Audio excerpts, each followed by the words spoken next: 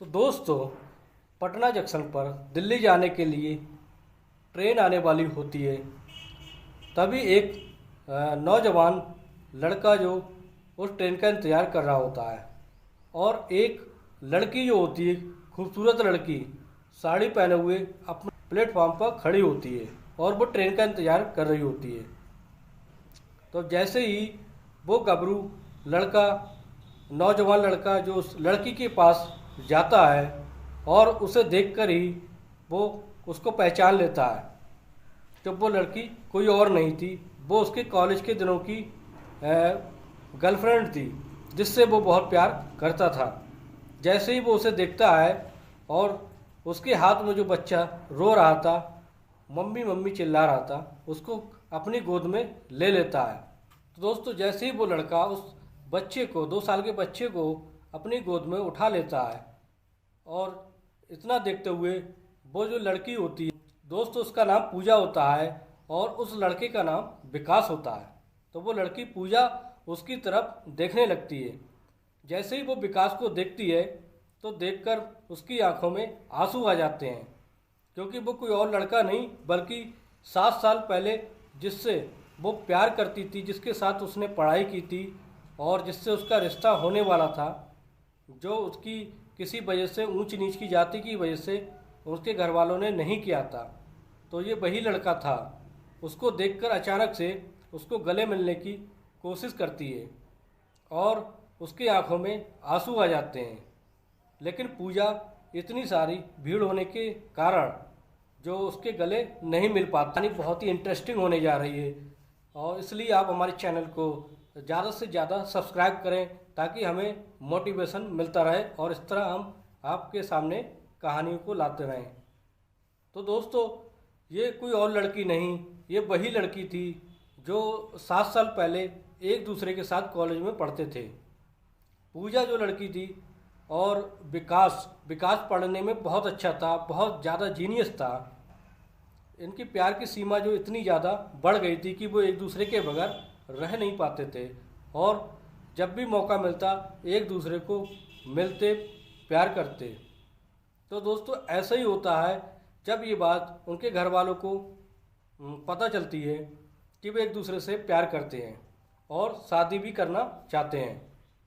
जब पूजा भी अपने घर वालों से ये बात, अपने माता पिता को ये बात बताती है कि वो विकास को पसंद करती है और विकास अच्छा लड़का है और वो उससे शादी करना चाहती है, लेकिन किसी वजह से उसके माता पिता जो होते हैं वो कहते हैं कि विकास तो एक साधारण सा लड़का है, गरीब परिवार से आता है, और इसलिए पूजा के माँ बाप जो हैं वो ऊंची जाति से और रईस घर से होते हैं। इस वजह से पूजा के माँ बाप उसे डांट कर, फटकार कर कहते हैं कि तुझे यही लड़का मिला था जो तू हमारे ख़ानदान का नाम खराब करेगी। ये तो नीची जाति का लड़का है, इसके साथ तुम्हारी शादी नहीं हो सकती। तो फिर दोस्तों, फिर विकास जो होता है वो पूजा के माता पिता से मिलता है और कहता है कि मैं इससे बहुत प्यार करता हूँ और मैं इससे शादी करना चाहता हूँ। लेकिन उसके माता पिता जो हो वो कहते हैं कि तुम ऐसा दोबारा कभी सोचना भी मत, और ना ही तुम इनके पूजा के सामने आना, क्योंकि तुम बहुत नीची जाति के हो, बेहतर यही होगा तो कि तुम पूजा को भूल जाओ। लेकिन बहुत कोशिश करने के बाद भी पूजा का और विकास का मिलन नहीं हो पाता है। तो फिर दोस्तों, एक दिन ऐसा होता है कि पूजा जो होती है वो उससे विकास से मिलने आती है और कहती है कि विकास, ये हमारी आखिरी मुलाकात है, इसके बाद हम कभी नहीं मिल पाएंगे, क्योंकि ये कभी नहीं हो सकता। और जो दोस्तों उनकी जो रिश्तों की बुनियाद टिकी थी वो सिर्फ इस बात पर टिकी थी कि जो विकास था पढ़ने में बहुत अच्छा था और जीनियस था, जिससे वो पढ़ लिख कर कोई अच्छा अधिकारी बन सकता था या कोई अच्छी जॉब कर सकता था, तब जाकर उनका रिश्ता जो होने में आसानी हो जाती। लेकिन ऐसा नहीं हुआ था। तो दोस्तों, इस तरह से पूजा जो आखिरी बार विकास से मिलने जाती है और इस तरह से वो फूट फूट कर रोने लगती है उससे गले मिलकर। तो फिर इस तरह से दोनों प्लेटफार्म पर एक दूसरे से मिल रहे होते हैं, और वो जो बच्चा है वो रो रहा होता है और विकास जाकर उसको गोद में ले लेता है और पूजा से पूछता है, और बताओ कैसी हो? तो लाल साड़ी में बहुत ज़्यादा खूबसूरत लग रही हो।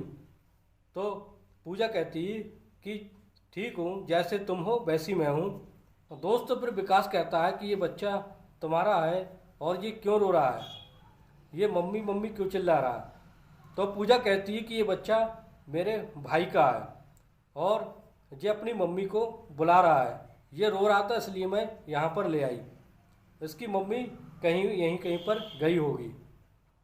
तो दोस्तों फिर इस तरह से कुछ देर बाद जो उसकी भाभी होती है पूजा की, वो प्लेटफॉर्म पर आ जाती है और विकास को घूरने लगती है। तो फिर पूजा बताती कि ये वही लड़का है जिससे मैं प्यार करती थी और घर वालों की वजह से हमारा जो मिलन नहीं हो पाया और ना ही शादी हो पाई, क्योंकि इनकी जाति और हमारी जाति में ऊंच नीच का फ़र्क था बस। तो उसकी भाभी कहती है कि बेवकूफ़ होते हैं वो लोग जो सिर्फ ऊंच नीच और जाति के लिए रिश्ते को ठुकरा देते हैं, तुम तो इतने हैंडसम और अच्छे लगते हो। तो फिर दोस्तों फिर ऐसा ही होता है। पूजा की भाभी विकास से पूछती है, और बताओ क्या कर रहे हो? तो विकास कहता है मैंने एमटेक की पढ़ाई की है और मैं चेन्नई में नौकरी करता हूँ। तो उसकी भाभी कहती है कि तुम तो काफ़ी अच्छा कमाते होगे, अच्छी सैलरी होगी तुम्हारी। तो फिर विकास कहता है हाँ अच्छा कमाता हूँ, क्यों मेरी 4 लाख रुपए महीना की सैलरी है। इतना सुनकर उस पूजा की भाभी बड़ा हैरान रह जाती है, दंग रह जाती है कि इतना पढ़ा लिखा लड़का और इतना अच्छा कमाने वाले को इसके माता पिता ने क्यों नहीं किया था। तो फिर विकास जो है वो उसकी भाभी से पूछता है कि तुम्हारा टिकट कहाँ है? तो वो कहती है हमारा टिकट तो स्लीपर में है। और विकास कहता है कि मेरा टिकट जो है फर्स्ट एसी का है, अगर तुम चाहो तो मेरे टिकट पे आप यात्रा कर सकती हो। तो वो कहता है कि इसमें बहुत ज़्यादा स्लीपर में बहुत ज़्यादा भीड़ होती है, क्यों ना हो तुम सब मेरे सीट पर आकर बैठ जाओ, क्योंकि हम वहाँ से टिकट ले लेंगे। तो इतना कहकर थोड़ी देर बाद में जो दिल्ली के लिए ट्रेन आ जाती है और फिर वो एसी वाले डब्बे में घुस जाते हैं, क्योंकि सीट तो काफ़ी बड़ी होती है।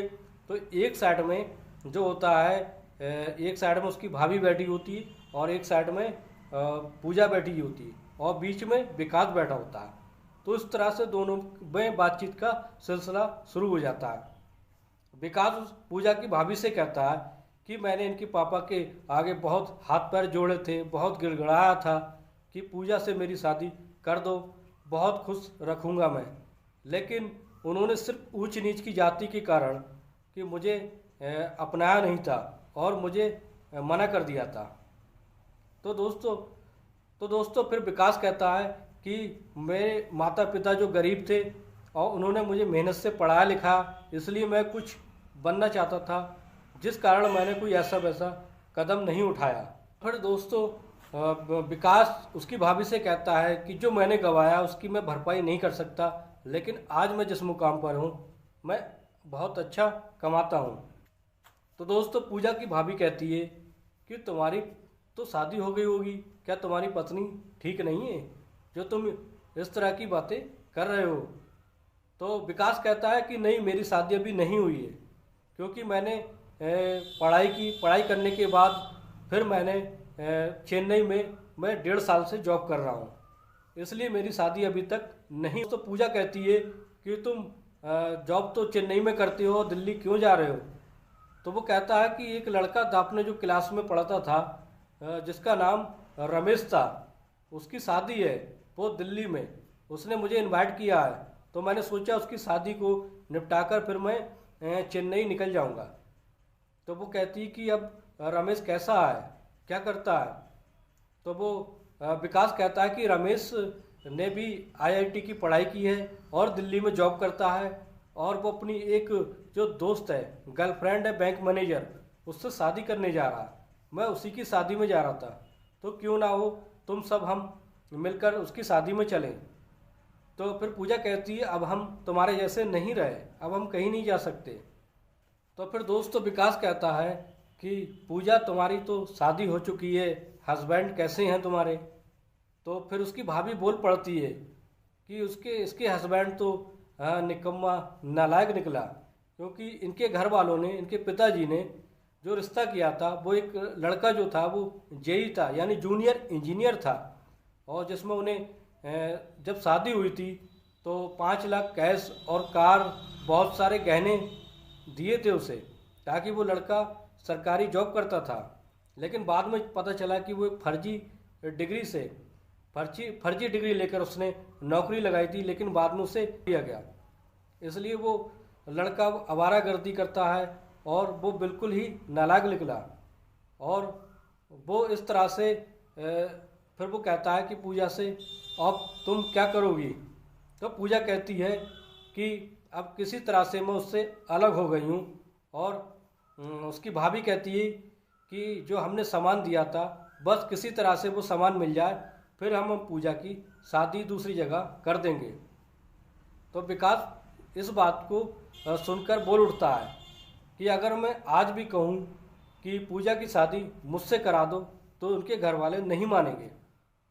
तो फिर पूजा की भाभी बोल पड़ती है कि हम तुम्हारे लायक नहीं हैं, कहाँ तुम अब इतना कमाते हो, अच्छे पैसे वाले हो, अब तुम कहाँ, तुम्हारे तो लड़कियों के लिए लाइन लगी होगी, तो फिर तुम क्यों इससे शादी करोगे? तो विकास कहता है ऐसी कोई बात नहीं है, कि जितना मैं पहले चाहता था पूजा को, आज भी ही उतना चाहता हूँ।